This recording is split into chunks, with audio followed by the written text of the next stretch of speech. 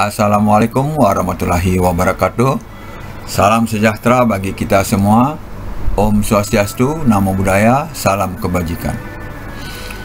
Selamat bergabung sahabat-sahabat terkasih semuanya di Mata Pita TV, channel yang berisi pembelajaran dan pencerahan.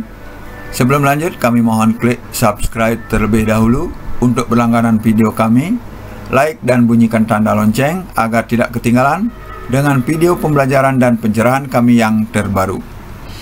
Jangan lupa berikan komen di video kami untuk kritik dan sarannya agar kami dapat memperbaiki metode penyampaian materinya.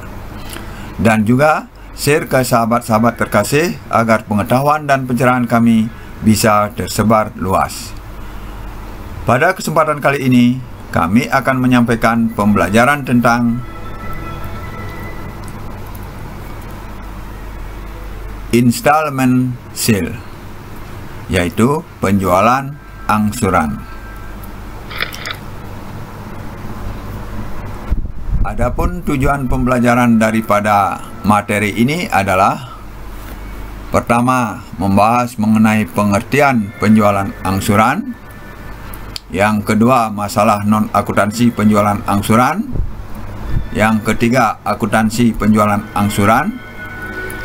Yang keempat, penjualan angsuran dengan metode tukar tambah. Dan yang terakhir, perhitungan bunga pada penjualan angsuran. Baik, kita lanjut ke pembahasan yang pertama. Penjualan angsuran merupakan penjualan yang pembayarannya dilakukan secara bertahap dalam jangka waktu tertentu dengan terlebih dahulu membayar uang muka atau down payment, baru kemudian sisanya diangsur sesuai dengan perjanjian antara penjual dengan pembeli. Berbeda dengan penjualan kredit, di mana pembayarannya dilakukan sekaligus pada tanggal jatuh tempo yang ditentukan, penjualan angsuran dilakukan secara berkala menurut periode waktu hingga beberapa tahun. Pada penjualan kredit, ada kemungkinan konsumen mendapat potongan pembayaran atau cash discount jika melakukan pelunasan lebih awal dari tanggal jatuh tempo sesuai perjanjian. Pada penjualan angsuran, penjual umumnya membebankan bunga kepada konsumen. Penjualan kredit umumnya tidak disertai pembebanan bunga. Lanjut.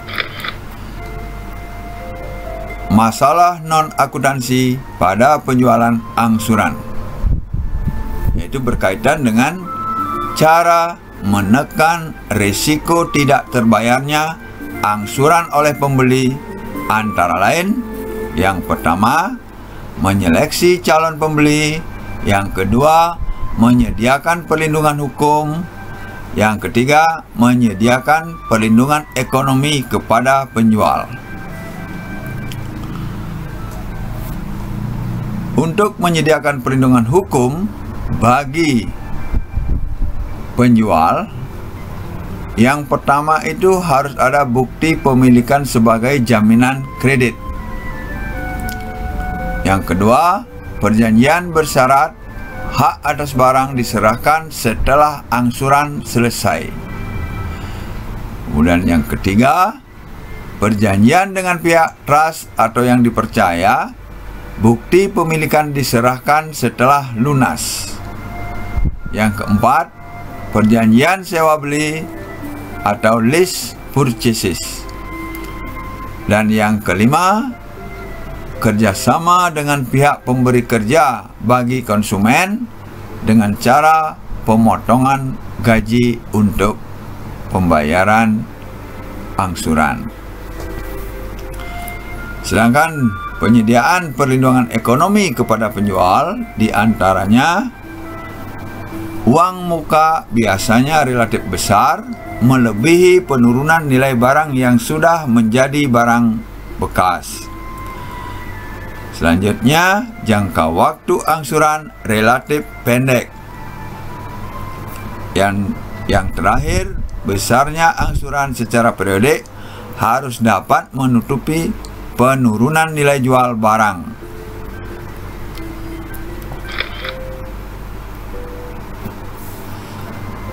Akuntansi penjualan angsuran. Masalah akuntansi penjualan angsuran itu terkait dengan 4 hal. Yang pertama, pengakuan laba kotor penjualan angsuran. Yang kedua, pembatalan kontrak dalam penjualan angsuran. Yang ketiga, penjualan angsuran dengan tukar tambah atau trade in. Yang keempat, perhitungan bunga dalam penjualan angsuran. Laba kotor atas penjualan angsuran dapat diakui pada periode penjualan terjadi walaupun belum seluruhnya diterima tunai, dan juga dapat diakui pada periode penerimaan kas yang secara berkala. Jadi sini ada 2 model pengakuan laba kotor, yaitu pada saat penjualan atau pada saat kasnya diterima. Nah, pembatalan kontrak dalam penjualan angsuran biasanya adalah klausul kontrak yang menyatakan jika konsumen tidak dapat melanjutkan pembayaran, maka kontrak atas penjualan angsuran dibatalkan. Barang penjualan angsuran ditarik oleh penjual dengan melakukan penilaian atas barang yang ditarik. Penjualan angsuran dengan tukar tambah, uang muka, pembayaran atau down payment dapat menggunakan barang bekas pakai dari customer dengan nilai yang disepakati antara pembeli dengan penjual. Kemudian perhitungan bunga di dalam penjualan angsuran, yaitu tingkat bunga penjualan angsuran dapat ditentukan berdasarkan bunga tetap atau menurun berdasarkan kesepakatan dalam kontrak.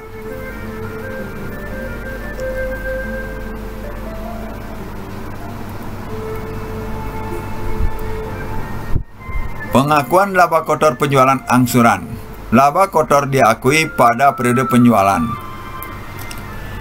Laba atau selisih harga jual dengan harga pokok diakui seluruhnya pada periode penjualan. Yang ke B, pada tahun berikutnya mencatat penerimaan kas dari piutang penjualan angsuran. Yang ke C, hasil penagihan atau pembayaran dianggap sebagai pengembalian harga pokok. Dan yang ke D, bunga diakui sebagai pendapatan bunga. Sedangkan laba kotor diakui secara proporsional berdasarkan penerimaan kas pada setiap periode. Nah, di sini ada 3 metode pengakuan atas laba dan pemulihan harga pokok penjualan angsuran. Yang pertama atau yang ke A, penerimaan tagihan pertama dianggap sebagai pelunasan harga pokok. Setelah harga pokok tertutup, tagihan selanjutnya dianggap sebagai realisasi laba. Kemudian metode yang ke B, penerimaan tagihan pertama dianggap sebagai realisasi laba bruto. Setelah realisasi laba bruto terpenuhi, penerimaan tagihan selanjutnya digunakan untuk menutup harga pokok. Sedangkan yang ke C, yang terakhir, penerimaan tagihan dianggap sebagai perolehan kembali harga pokok dan laba secara proporsional.